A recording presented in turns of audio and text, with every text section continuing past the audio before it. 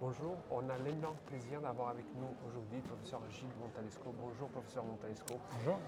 Est-ce que vous pouvez nous dire où on en est avec LucasArts, l'unité que vous avez innovée depuis déjà, je pense que 2 ça ans. fait 2 ans. Voilà.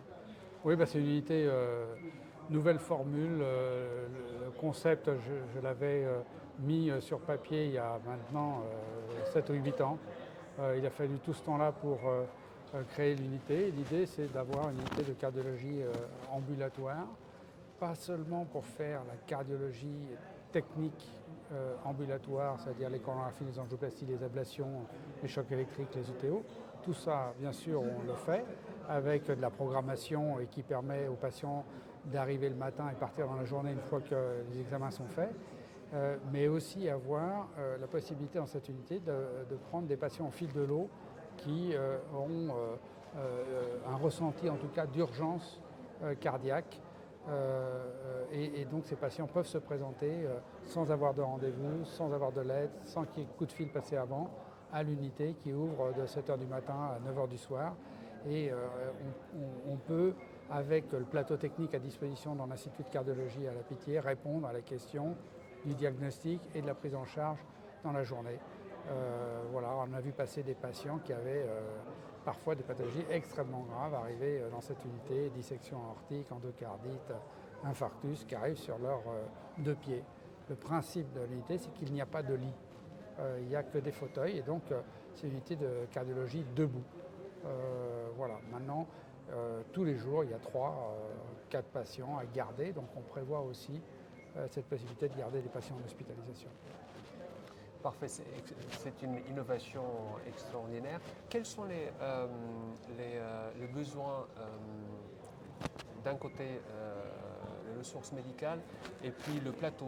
Le plateau, il est doté comment? Alors, bien évidemment, plus vous êtes équipé, plus c'est facile, mais il ne suffit pas d'être équipé.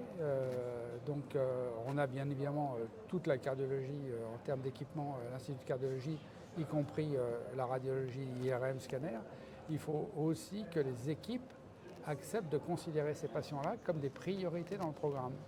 C'est-à-dire qu'un patient de LucasArts, si on demande un scanner, ou si on demande une IRM, ou si on demande une coronographie et qu'elle n'est pas programmée, il va passer devant les autres pour qu'on puisse avancer rapidement dans l'étape diagnostique pour ce patient.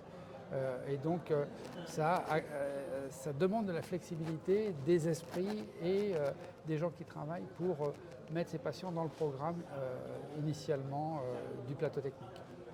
Et des ressources, donc on les a. Et puis pour le personnel, il faut aussi accepter d'avoir des journées qui peuvent être chargées.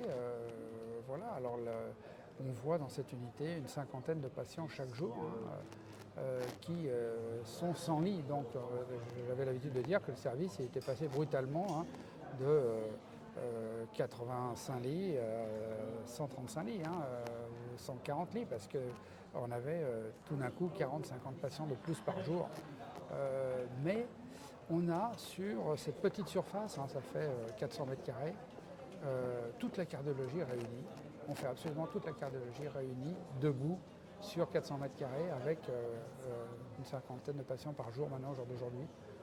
Et ça marche bien et les équipes sont très contentes d'adhérer à ce nouveau mode de fonctionnement.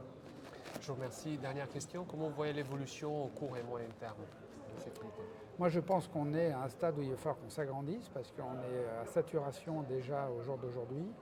Je pense qu'il faut que d'autres UCASARts ouvrent ailleurs parce que le modèle a montré qu'il était non seulement viable mais utile. Comme vous savez, l'accès aux soins d'une manière générale pour la population française est compliqué, plus compliqué que par le passé. Je pense que ça fait partie des initiatives qui facilitent l'accès aux soins des patients. Mais on ne peut pas rester seul et il faut qu'il y ait des UCASARts qui naissent ailleurs, dans d'autres hôpitaux publics en particulier. C'est notre rôle quand même de rendre ce service-là aux patients, en particulier non programmés. Et il y a d'ailleurs d'autres hôpitaux qui ont ce projet d'UCASARts ailleurs, à Paris et en province. On vous remercie, professeur Montalesco.